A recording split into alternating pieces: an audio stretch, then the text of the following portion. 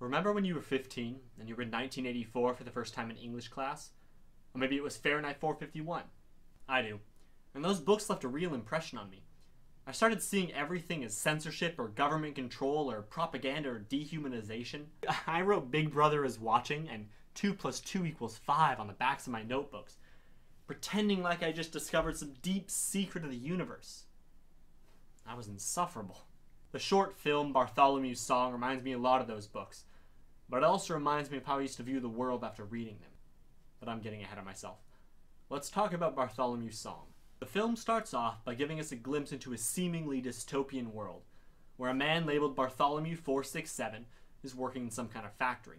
He and 4 other Bartholomews with different numbers on their shirts act identically and follow the instructions of a voice on a loudspeaker telling them exactly what steps to do in order to create these door stops. This repeats every day until 467 finds a music player on the road and begins listening to it in his room.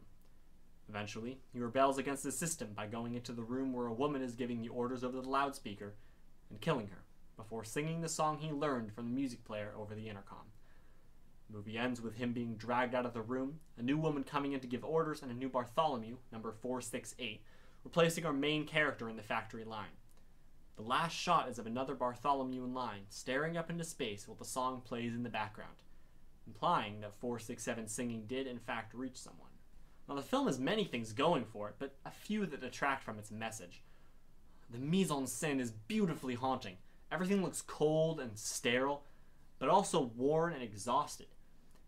Everything is white and sparse, with fluorescent lights coating the set and characters in an eerie green glow. The world is sick and wrong. It's not the kind of place that begets a peaceful and free world. The sound direction is equally eerie. Everything echoes and reverberates off the walls. The alarm and loudspeaker are loud and blaring, and every noise serves to build up the desolate world that these people live in. There's no music, no happiness, nothing pleasant, until Bartholomew finds a music player. And even when he first turns it on, it's loud and uncomfortable.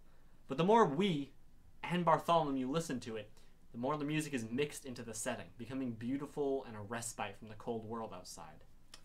However, the look and feel of the film is really the only interesting thing about it.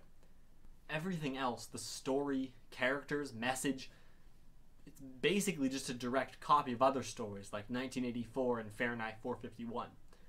It's the story of a man working his job under totalitarian control, until something, a girl, a book, or a music player, causes him to question his worldview until he eventually decides to revolt against his oppressors.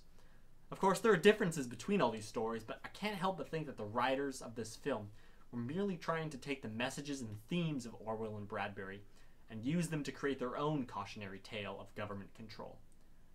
Like, I understand the want to create a story like this, and the visuals really are amazing, but the story's been done before, and much better.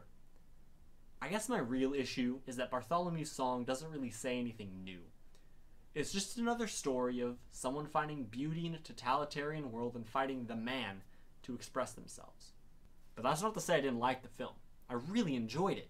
The tone and mise-en-scène really grabbed me, and I was definitely invested when we watched it. But upon further examination, it really is just a nice-looking film with an excellent tone, telling a fairly simple story that doesn't really bring that much new to the table. I recommend it, but if you're looking for commentary on censorship and government control, this movie shouldn't be the first place you start.